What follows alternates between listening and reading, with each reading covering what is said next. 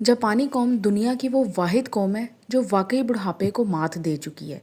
इनकी औरतों को अगर आप गौर से देखें तो 50 साल की उम्र में सिर्फ 20 या हद 25 साल की नज़र आएंगी और 70-80 साल की उम्र में 40 साल की। ना तो चेहरे पे कोई झुर्रियाँ और ना ही दाग धब्बे, शीशे की तरह साफ और चमकदार, और बाल रेशम की तरह मुलायम, नरम, काले, घने और लंबे।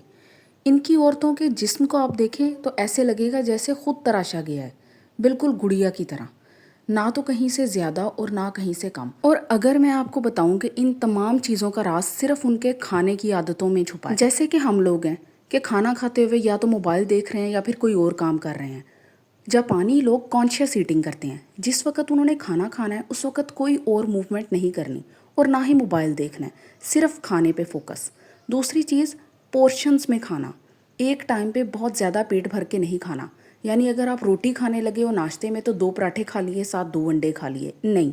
आपने अपने खाने को बैलेंस्ड लेके चलना है। आपकी प्लेट में प्रोटीन भी हो, कार्ब्स भी हो और गुड अमाउंट ऑफ फैट भी हो, लेकिन सिर्फ इतना जिससे आपकी भूख बाकी रह जाए। आपने पेट नहीं भरना किसी भी एक टाइम पे, ये चीज़ सबसे इम्पॉर्टेंट है। पोर्शंस में खाना खाना शुरू करें। आप जो चीज़ कंज्यूम करेंगे वही आपके जिस्म पे और चेहरे पे नज़र आनी शुरू हो जाएगी। आपके तमाम skin related issues, hair related issues और जिस्म का तनासुब भी बिल्कुल ठीक हो जाएगा। अब जैसे हमारी कौम है, मछली का इस्तेमाल या फिर किसी भी सी फूड का इस्तेमाल या तो सर्दियों में होता है या फिर बहुत ही किसी स्पेशल ओकेजन पे, जबकि जापानी लोग इन चीज़ों को अपनी डेली रूटीन का हिस्सा रखते हैं क्योंकि ये ओमेगा 3 फैटी एसिड से भरे हुए होते हैं जो आपकी हार्ट हेल्थ के लिए बहुत इंपॉर्टेंट है। ये आपके दिल की नालियों के अंदर चर्बी को जमने नहीं देते, जिसकी वजह से हार्ट अटैक का चांस बहुत कम हो जाता है क्योंकि इस वक्त leading cause of death heart attack है। तो जापानी कौम चूँकि अपनी डाइट के अंदर सी फूड्स का इस्तेमाल बहुत ज़्यादा करती है और वो इनको मोस्टली बॉयल करके खाते हैं, किसी किस्म का तेल इन चीज़ों पे नहीं लगाते।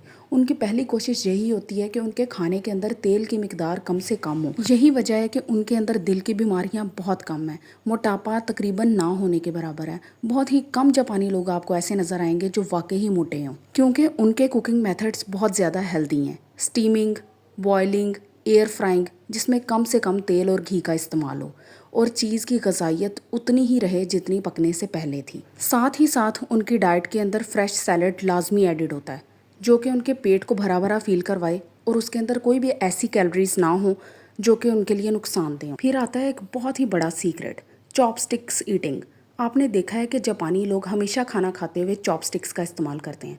उनके घरों में शायद चम्मच ना होने के बराबर हो क्योंकि चॉपस्टिक्स से खाना खाते हुए इंसान माइंडफुल रहता है और आपका पोर्शन कंट्रोल रहता है। आप एक दफ़ा में बहुत ज़्यादा नहीं खा पाते और आपकी डाइजेशन इम्प्रूव होती है। इंसान जितना आहिस्ता आहिस्ता, माइंडफुली और चीज़ को चबा के खाएगा उतना ही ज़्यादा उसकी गट हेल्थ के लिए अच्छा है। और यही चीज़ें हमें इस्लाम भी सिखाता है। आहिस्ता खाओ, चबा के खाओ और कभी भी एक वक्त में मुकम्मल पेट ना भरो। उसके बाद है स्पेसिफाइड टाइम ऑफ ईटिंग। जापानी कभी भी ऐसा नहीं करते कि उनको जब भूख लगी उन्होंने खाना खाना शुरू कर दिया, नहीं। उनका ईटिंग का टाइम स्पेसिफाइड है। अगर उन्होंने दिन में 3 दफ़ा या 5 दफ़ा खाना है तो उसी टाइम पे खाना है, उसके अलावा उन्होंने किसी चीज़ को हाथ नहीं लगाना। ये चीज़ बहुत इंपॉर्टेंट है। उसके बाद है जापानी कौम के अंदर साइकिलिंग और वॉकिंग का कल्चर।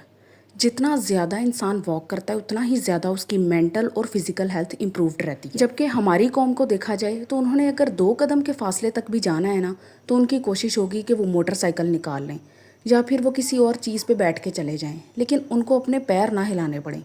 जबकि जापानी कौम इन चीज़ों को हमेशा प्रायोरिटाइज़ करती है कि उन्होंने अपने लिम्ब्स को मूव करना है, ना कि उन्होंने अपनी व्हीकल्स को मूव अराउंड करवाना है। आप जितना फिजिकली एक्टिव रहोगे उतनी ही आपकी सेहत अच्छी रहेगी। जितना आप अपने आप को आराम पसंद बना लोगे उतना ही आपकी बीमारियां बढ़ती जाएंगी और आप अपनी उम्र से ज़्यादा लगने लगेंगी। सिर्फ चंद चीज़ों को अपनी ज़िंदगी का हिस्सा बना लेने से आप बहुत सारी बीमारियों और परेशानियों से बच जाएंगी। इसलिए इन चीज़ों पे गौर व फिक्र करें और उन्हें अपनी ज़िंदगी का हिस्सा बनाएं। Thank you.